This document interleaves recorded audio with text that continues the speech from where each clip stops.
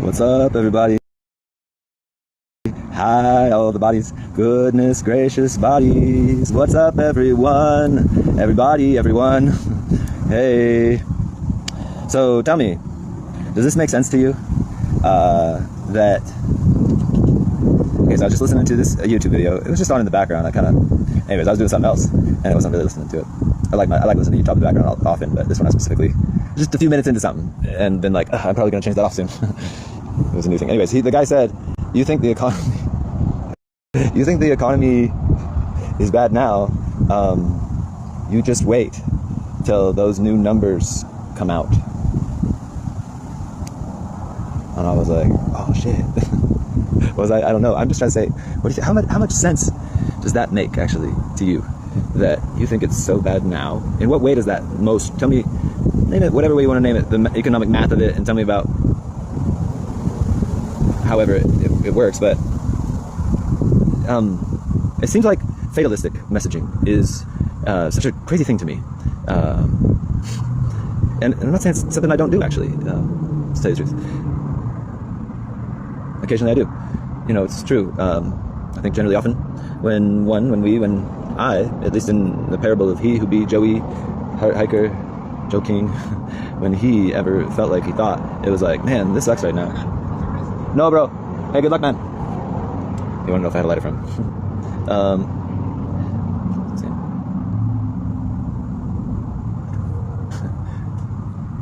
Got lost there. So how is that true? Oh, fatalistic memory. Okay, fatalistic. There we go. So our fatalistic messaging. So this guy, he said, hey, what's up, bro, Joe? He said on this little video that I was just listening to, he said, you think the economy is bad now? I said this at the beginning of this little show here. You think the economy is bad now? Just wait until the new numbers come out for the next quarter. And I'm like, how much does this make sense to you all? In what ways? And in what ways do you think it's sort of fatalistic messaging? I'm going to go back and see where I was going with that one tangent, but fatalistic messaging, you know, like I think it's kind of like interestingly all over the place, and that we, beings who exist in a story, like Joey, me, or you who's watching this thing, we can't help but be involved in what politics are, or what the information ecology is sharing, something like that, you know, around a fire, a message, the talking stick, and I know that and the chief and the warrior went blah blah blah, and the guy made a joke and it was and I should say this because blah blah blah. Who wants to take the talking stick next? You know, thing. Mythic creature beings. That's what humans are. Being and ing, we are this bringing a story being. Anyway, fatalistic messages. So being that we can't help but be in that thing, maybe we could help create its being more by ours with it.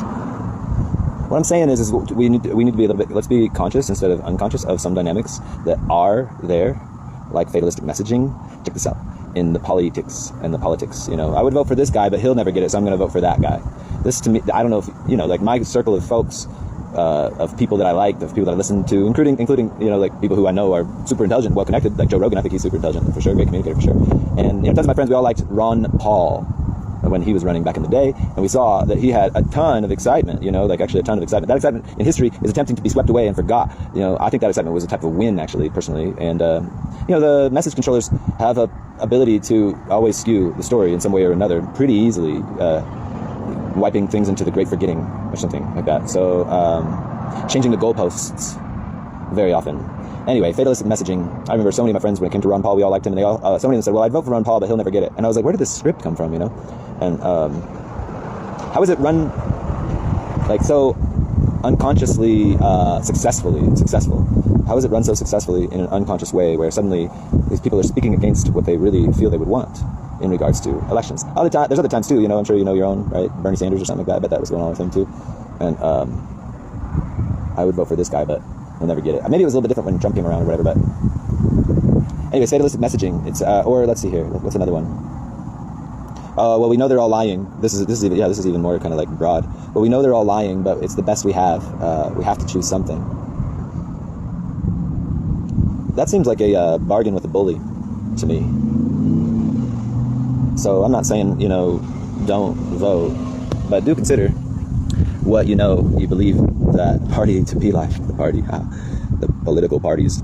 They're full of lies, so much so that you know you can't know about what they are, actually. So in this way, you can say, listen, this is sober knowing.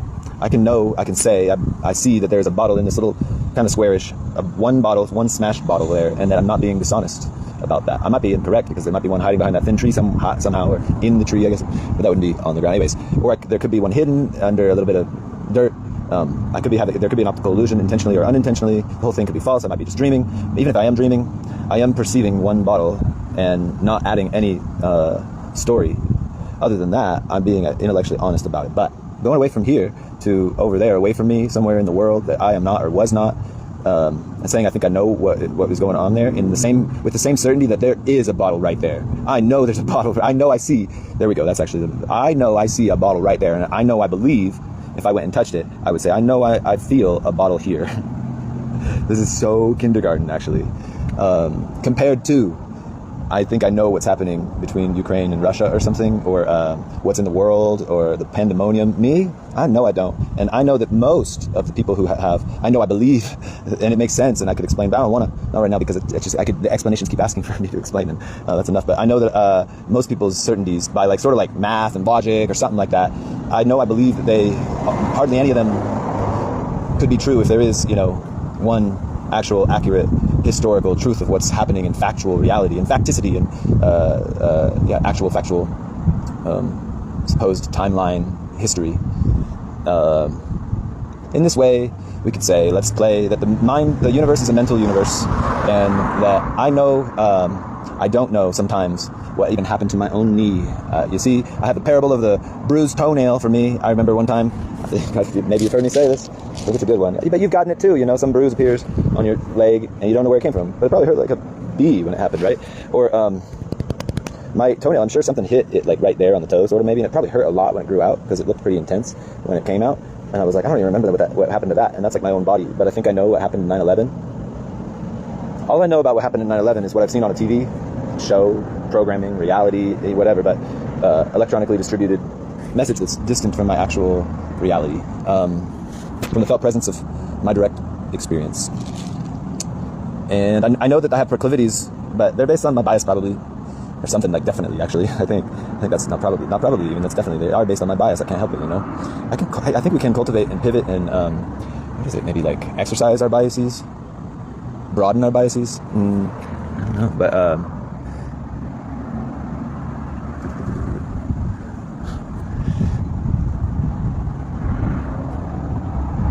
we should be able to call it as we see, I guess. But also add to the fact that we know we don't know, especially when it's far away from us, when it's actually far away from our actual reality. And we do know that there are things like deepfakes, even that the TV can be that much fake. How much I know how fake that could be compared to the fact that I really believe if I went over and touched that bottle, I would be honest if I was saying, I'm touching this bottle here, I'm gonna go see. Actually investigate the felt presence of my reality. Okay, what do we have here? We have a Food King purified drinking water. And I am feeling this now, or touching this now, is an honest thing for me to say. It's intellectually honest compared for me to say that I know that this is what the thing is really about, or something like that. Even the folks who have some much more specialized information than me, I should trust them more than me about that specialized information to some degree, but I should see how they live their life and the way they are in general too, and consider that. Also, I should know, and let's remind ourselves that the information ecology is kind of corrupted in some kind of big ways by just nature. The nature to exaggerate, diminish, hide, and pretend. And that nature collects those manipulations, changing the story or something like that, especially when we bring it over to story world where humans live, memetic or mythic creatures, sort of.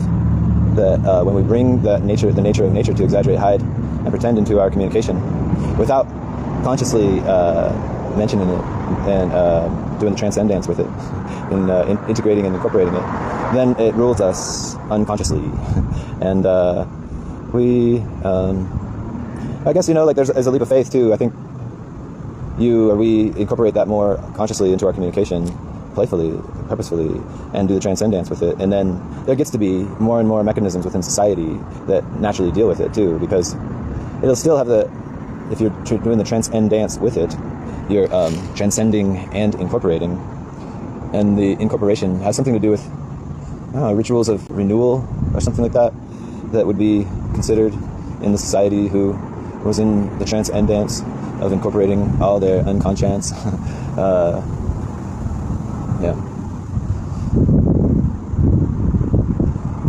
There's one mechanism, I wrote about it here some time ago a little bit. It's I think I got it from Uber Boyo on YouTube.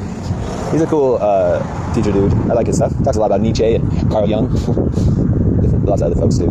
Dionysus, I'm sure, Og and all that jazz, and but he was talking about Roman religion and how the gods of a Roman religion were actually characteristics. So there was a god called like honesty or something like that. God called like